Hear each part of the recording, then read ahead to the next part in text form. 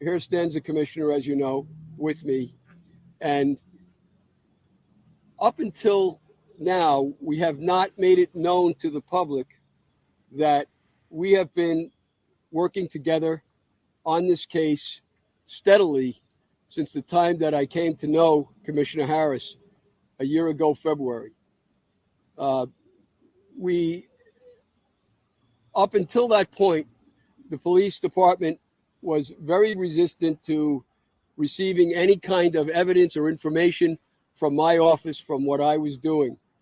That all changed significantly when uh, Commissioner Harris stepped in and we began to collaborate. And we've collaborated ever since. That collaboration has had fruit.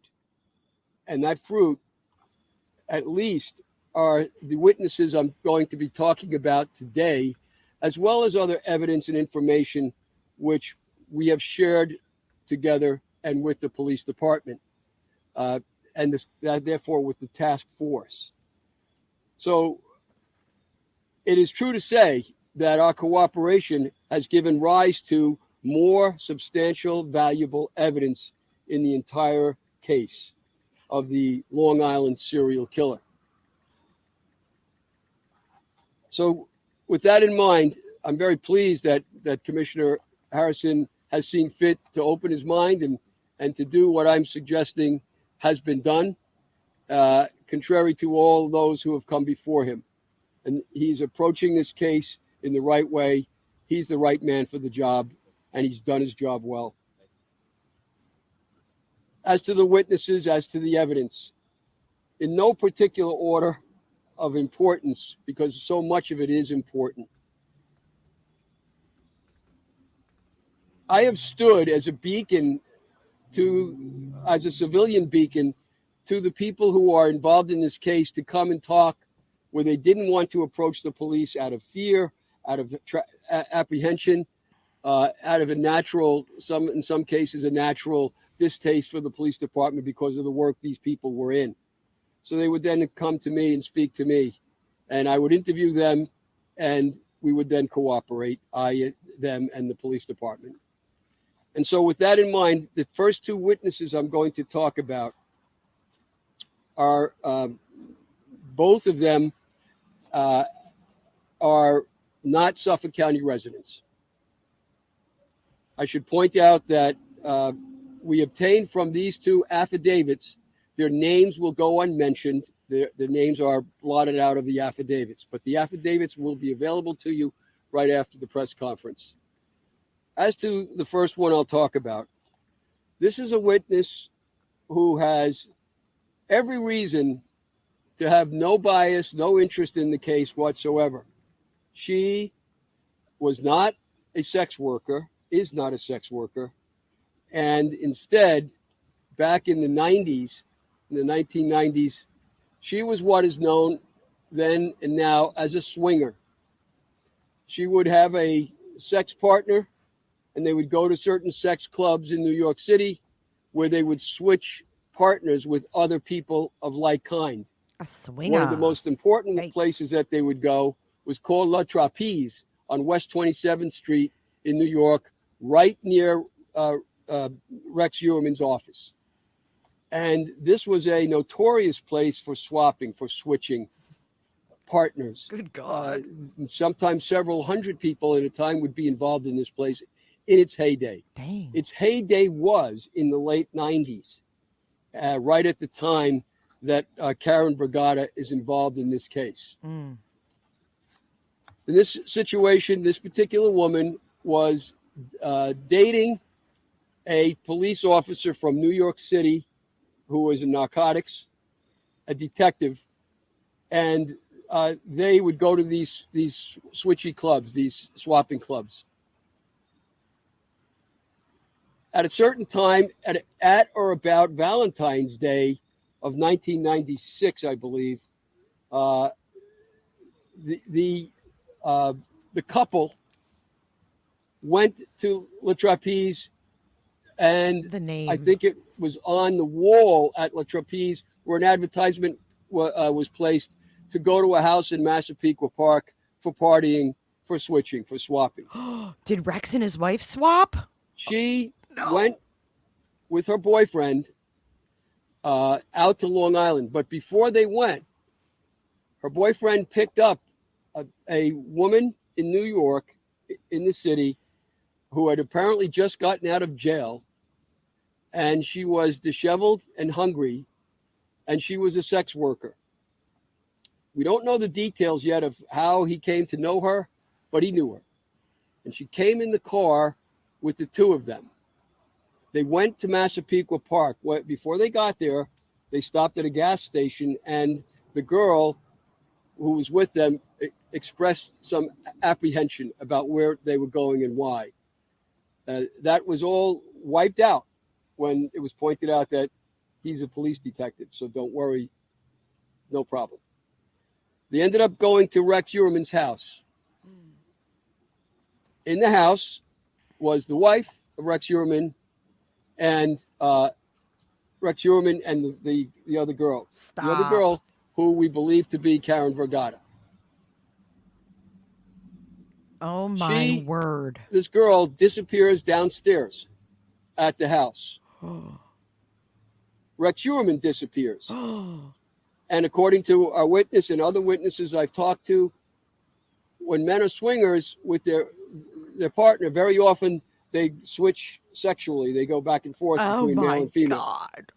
And so Heuermann leaves the main floor and disappears either into another bedroom or downstairs. It's not clear. And the witness talks to Rex's wife. She doesn't want to have sex like she had expected to occur because our client believes because our client is an African-American woman. And Heuermann didn't like that. Ellerup, rather, didn't like that. So there was no sex between them, as was originally planned. Instead, the sex is between Heuermann and the other man. At some point, this is the sick. witness goes looking for her partner and is kind of upset that he doesn't emerge. He emerges, and finally, they leave, and kind of in a hurry. But when they leave, as they're leaving, the witness points out that she could see in the window, looking out, the girl that had come with them. And she says to her driver, her partner, "What are we doing? Are we taking her?" And the partner says, "Don't worry. They're just playing a game. She stays there. No problem." With that, the girl runs out of the house naked and is running in front of the garage. And now the witness says, "Hey, shouldn't we be taking her? Something's wrong here." And the driver tells her, "Nah, they're just playing a game. Leave it." And they leave. She never hears about the incident again. She distinctly remembers Heuermann. She also had intercourse with Heuermann that same day. And this is sick. She kind of buries it, forgets about it. Until on TV, she sees the picture of Karen Vergata. And she recognizes her and said, "That's her." And she recognizes Rex Heuermann. And so she comes forward, and I meet her. I interview her at great length. I also had the police department. We arranged for detectives to interview her. And I found her story. I interviewed her for 3 times for a total of 9 hours. And I found her story to be credible. She also mentioned that Rex would go out in the backyard and start a fire at 1, 2 o'clock in the morning in a big barrel that was outside in the back. God. And she was worried about that too, that it would attract police. Anyway, she seemed credible. She appears to be credible. And she was willing to sign an affidavit to that effect. And that affidavit will be available to everybody. In the details I've just told you, you will find there. The second witness. Whoa, he's releasing the affidavits. This woman is not a sex worker, never was. She's not a switcher or swapper. She's not involved in any sexual activities whatsoever. She has nothing to gain by coming forward. She's not looking for a book or money or the usual things that you're hearing about out there. None of that.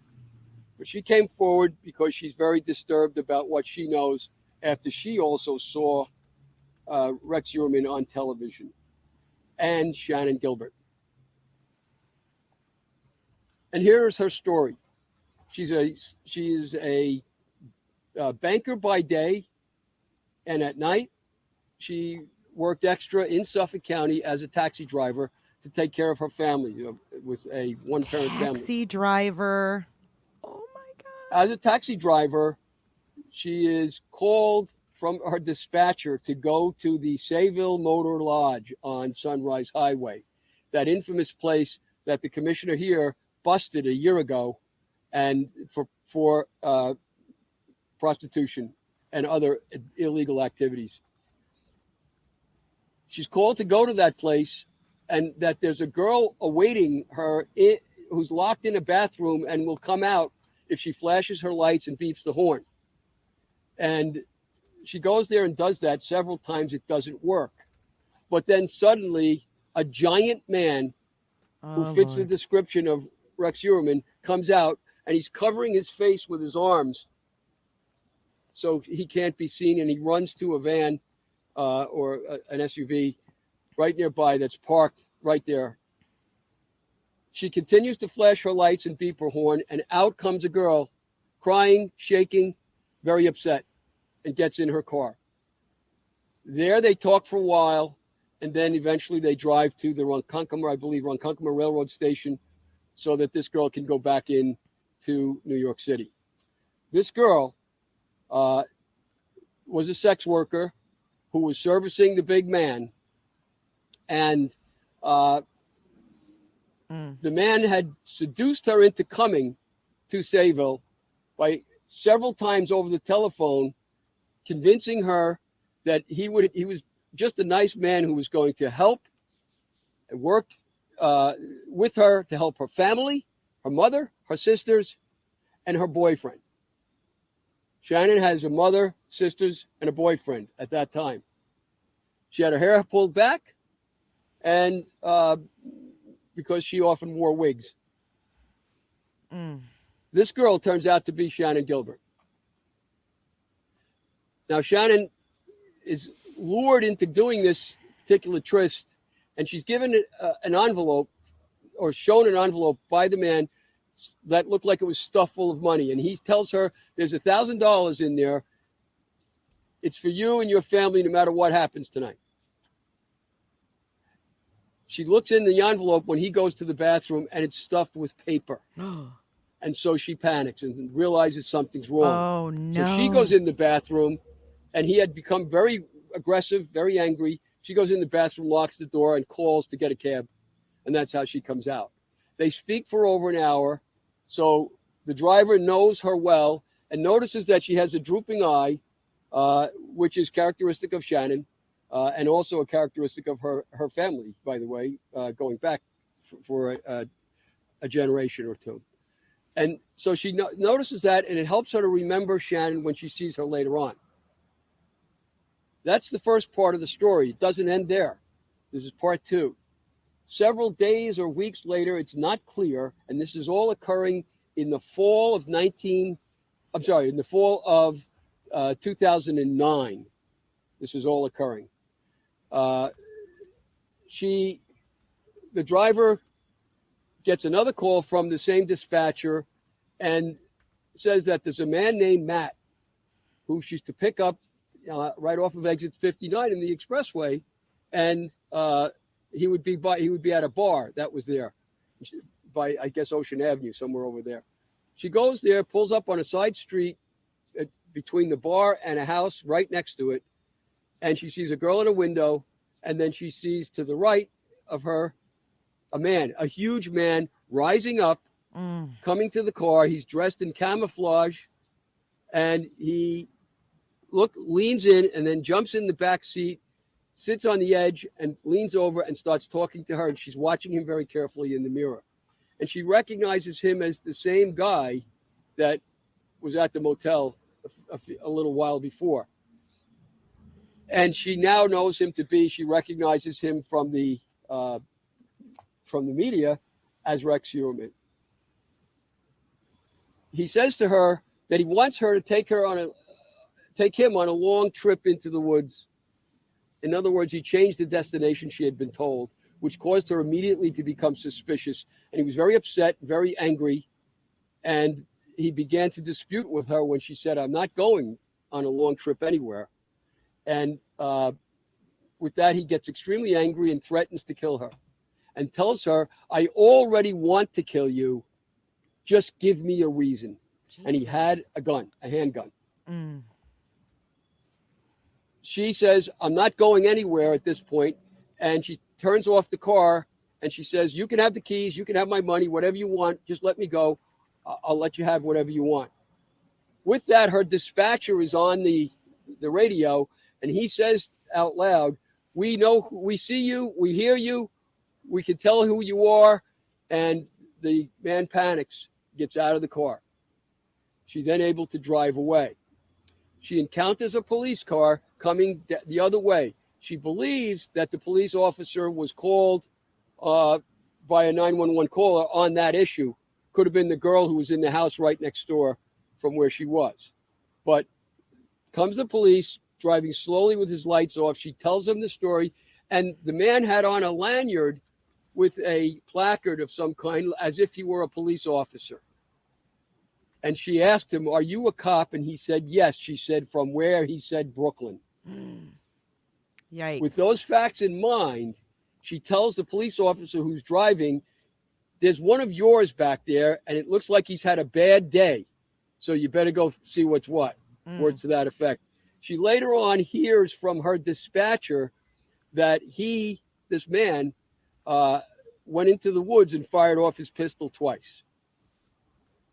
And she recognizes him very clearly to be Rex Heuermann when she sees him. He's unmistakable. So she's given us this affidavit as well. There's a pattern that's developing here of Rex Heuermann being somebody who tracks down people and haunts them. And Shannon Gilbert would therefore be no exception. Now, the third witness has not given a statement yet. The third witness contacted me from Oklahoma City, Oklahoma. And that witness clearly recalls being picked up. She was a street walker. She gets picked up by Rex Heuermann. Oh my God. He in Queens, and he drives, I think, near the big center there in Queens, and he drives her into a park in Flushing, where he makes her keep her head down at all times, commit oral sex, and then he has a pistol in his hand and tells her, get out of the car or I'm going to kill you. And don't do anything except what I tell you to do or I'm going to kill you. So she gets out of the car and he tells her, before she does, he tells her, I want you to pick up another person, another customer.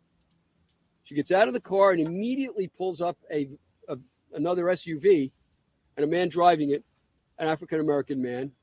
And the guy that picks her up is white. And she gets in the other guy's car. And the driver, Rex Heuermann, follows the car. They go. Finally get out of the car because she panics and pulls the wheel because she sees a cop car coming. So the cop sees them go jaggedy off the road and the cop stops them. The cop then goes back, talks to Rex and the other driver who gets out and walks back. Cop comes back and tells her, lady, if you want to make a complaint, you have to go to the precinct, and drives away. That's her story. She also has no reason. She refuses to come forward. She refuses to have herself identified. I know her name. I know her address. I've given it to the police. They're aware of it, and presumably they're investigating it.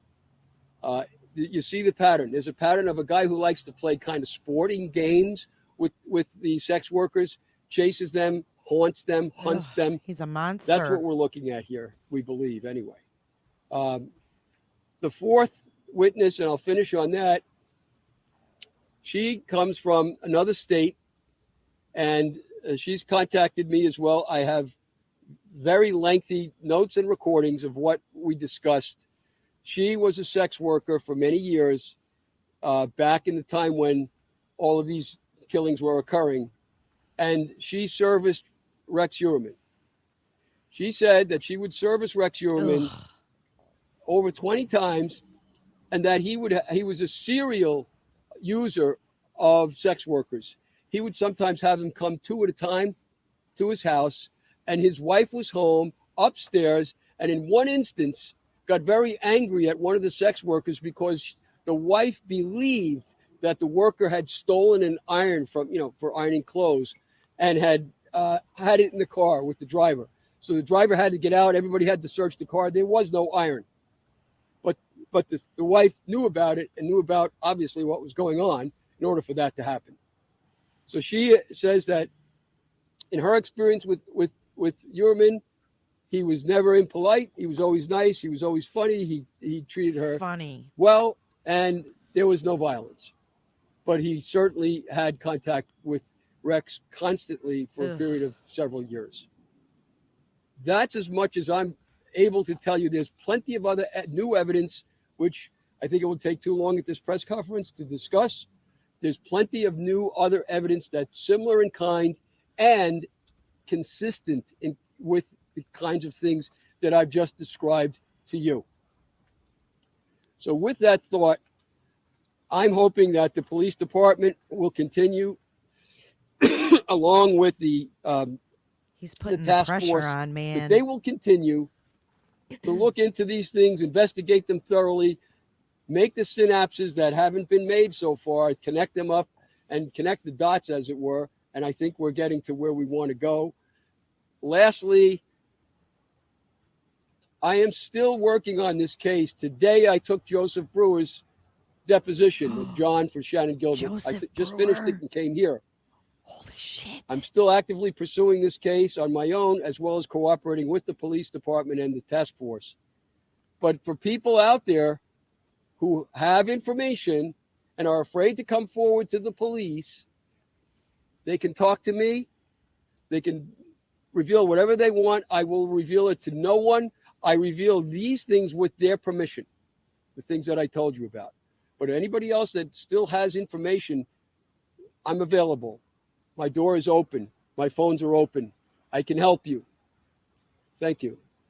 Commissioner Harrison, the information presented about Karen Brigada. She's the first known victim of the serial killer.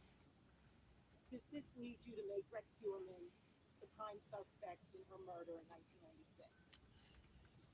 I don't want to make Rex Heuermann the prime suspect. I will say this, and I'll share this over and over again. The creation of the task force got us into a good place of being able to identify Rex for three of the sex workers that were discovered, and we're looking very good for the fourth one. But we also added two more investigators to the task force to take this type of information in and to pursue it, to follow it, to see if this is credible. That's very important, and that's why people don't understand. When I first came into this position, I sat down with John Ray, myself and the members of the task force, to have that conversation about information that he may have, and let's make sure we're putting a dragnet out there regarding any information that's coming to us. That's why I'm going to continue my partnership with John.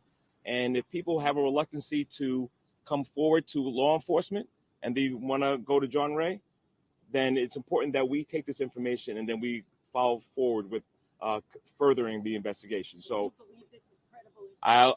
it's still an ongoing investigation. So I'll leave it at that. But once again, is this: we have the information, we're working it, and we'll see where it leads us down the road.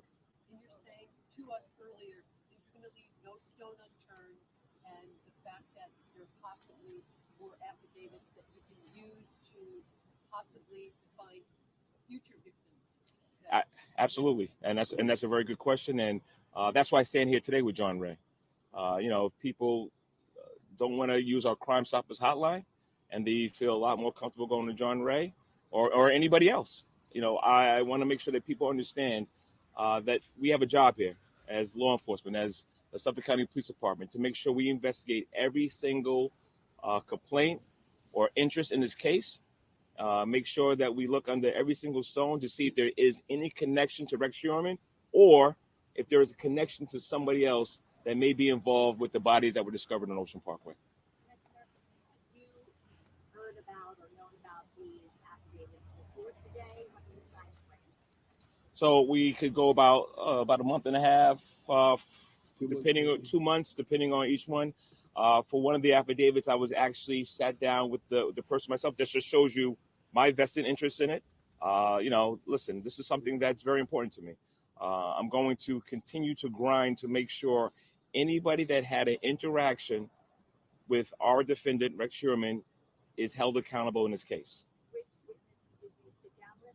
Number one or number two? The delivery cab driver, the taxi cab driver, yeah. That's the one with Shannon Gilbert. That's the one with Shannon Gilbert. Yes, ma'am. Thank you. Anybody else? What year was that? 2007 or 9? 2009.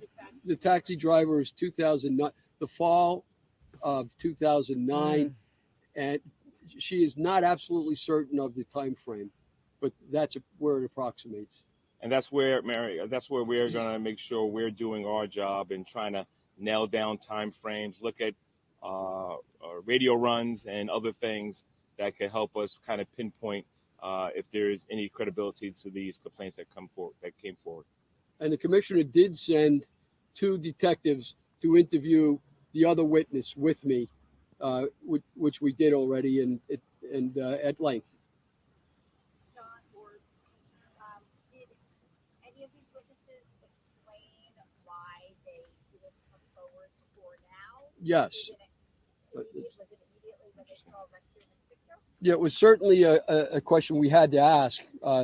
We have to ask many, many questions to test credibility. And I'm not saying that people would necessarily lie, although they might, but that they don't remember or they mix up facts with other situations. We had to test all of those things. And so we had to test that too. And in the one case with the witness with the swapping, it bothered her that they left behind this girl, but she had no other reason to think anything of it until she saw this. She actually broke down. She couldn't believe it when she saw the picture and knew that girl. And that happened there. With the taxi driver, the taxi driver did report it. The taxi driver, back when this originally happened, she talked to her, her cousin was a cop. She spoke to her family. She spoke to other taxi drivers. She told a lot of people about it. And then she did contact Crime Stoppers and report it and actually talked to them twice, but nobody called her back. So that's long before the commissioner was involved. So she did come forward and she said, well, when it got reactivated, the issue, then she called me. So she did report it.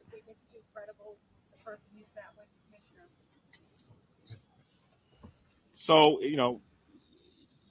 the way John explained it, and you got to just kind of take this into context, she doesn't have a stake in the game. She's a cab driver at night, had a profession during the day. She's not necessarily from this neighborhood. So, little things like that kind of piqued my interest. And once again, is this, why did she come forward and her role and story and everything? It's something that we need to take a closer look at, and we need to make sure we're investigating it. And that's why the task force will stay in place. That's why we added more manpower to it. We're going to continue to work with our law enforcement partners and see if there's any nexus to our defendant, Rex Heuermann. Or once again, like I said before, if there happens to be another subject out there, we'll look at them as well and see if we can hold them accountable. And it was reported that you guys were honing in on Valerie Mack and Karen Brigada in this case. Is this at Shannon Gilbert, the list of those 2 women that you're intensely looking at, their personal lives and whereabouts? Well, it's all the bodies that were discovered. Let's not rule out Peaches, the Tyler, the Asian male. Those were the names that I shared with Tony, but it doesn't mean that we're not continuing to look at all the bodies that were discovered there. But The ones right now that John has when it comes to Ms. Vergata and when it comes to Ms. Gilbert are the ones that we're going to take a closer look at and see if they're connected to our defendant. Any update on the fourth victim, Megan? Yeah, so I know our district attorney should be doing an announcement real soon, and he'll keep you advised regarding if there's a nexus to the DNA that was recovered, and if there is a match.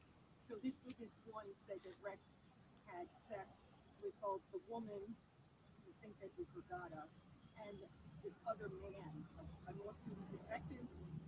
So knowing that indicates he's probably potentially bisexual.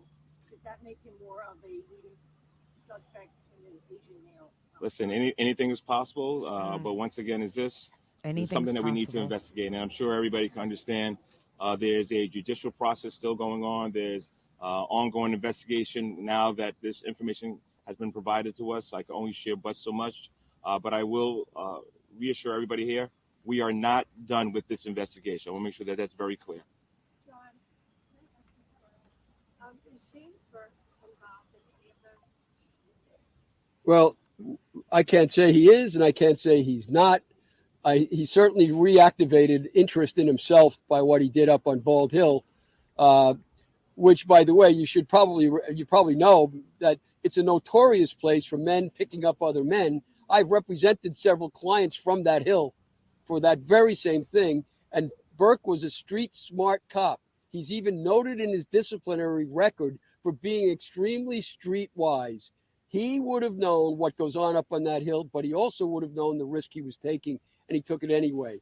Burke, the risk taker, emerges, first of all. And second of all, Burke, who is interested in men, emerges, which is very much consistent with what I had said for years, that he was cross-dressing when he was with some of my clients, including Loretta Rickenbacker, and that he had that other interest.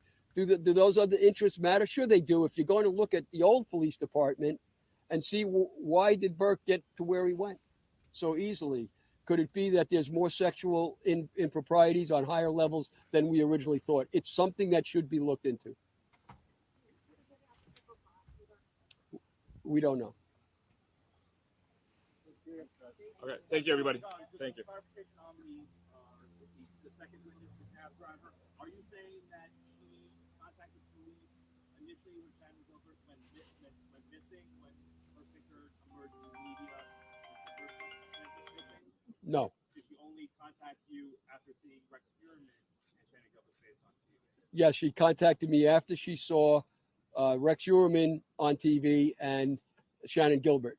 And then she contacted me, and then I went to see her, and she's not from this state. Okay, so she claimed that she never saw Shannon Gilbert's face on TV or in the media prior to this year. That I don't know. I can't say she claimed that. I honestly don't remember whether I asked her that or not.